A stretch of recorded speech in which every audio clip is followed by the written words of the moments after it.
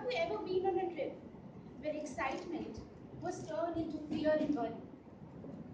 Have you ever felt low standing on the top of the highest mountain? Moreover, have you ever felt changing one small decision that you took would have changed the whole course of events? Good afternoon, Toastmasters and dear guests. All this happened to me when I went on a trek with my friends to Torna. Okay, before I start with my trip to Torna, let me tell you something about the place. Torna was the first fort won by Emperor Shivaji at a tender age of 16. Also, it is one of the highest forts around Pune, which is 1400 meters above sea level. We were very excited about this trip because it was my first trekking trip. We left Pune and we reached village Vehle, which is around 70 kilometers from Pune, and started with our trek. The signboards guided us to the direction of the fort. There were numerous waterfalls all across the mountains with lush green carpets running parallel to it. It was a serene and mystic view. Though the view was so alluring, still, the trek was a difficult one because we were skidding and we were trying to grip on bushes and stones to avoid slipping. This 1 hour stiff climb was over when we reached the ridge section. Here, we could see beautiful valleys on both the sides, and Torna Fort could be seen engulfed by clouds. When we reached near the top, we decided to take a break, to sit down, have some lemon water from the nearby vendor, while my friends decided they would just explore more of the fort. I decided to just look at the view of the mountains.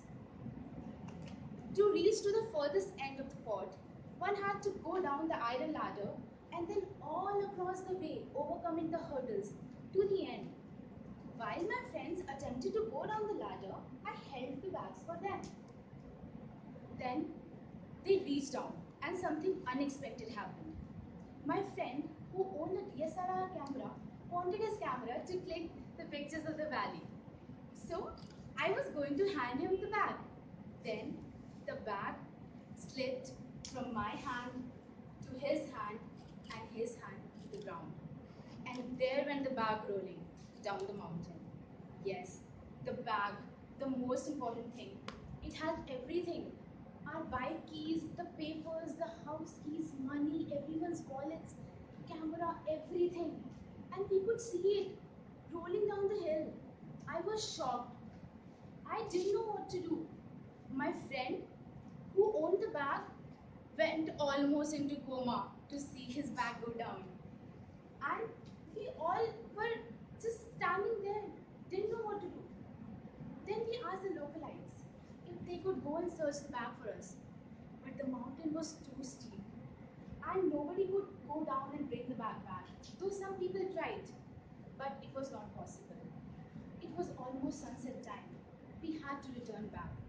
So we started going back to the village area. What happened next is I was feeling terribly guilty because everybody's mood was spoiled and such an amazing trip turned into this. My friend whose bag was lost was completely devastated, and other friends, their mood was spoiled. But then suddenly, something miraculous happened. Somebody was shouting. We ignored him at first, but then we heard the shouting again. We turned back. Behind the bushes and stones emerges a young man with a bag in his hand. Oh my god, I was so thrilled. I haven't been so thrilled to see a guy in my whole life. My friend here was very happy. He hugged the man, gave him blessings, handed him a 500 rupees note. But this man politely declined, said that we should visit the village again because it's a nice place. We all were enthralled to find the bag again. We checked the belongings. Everything was there and we were happy. Though the camera lens had broken, but then that was better than losing the whole thing. So we were happy. This was a thrilling day and definitely a journey of lifetime. That is why I feel, friends, that we should always go out, try to, go beyond our boundaries and just learn from whatever we can. And always remember that whatsoever the condition might be, always have faith and never give up. Thank you.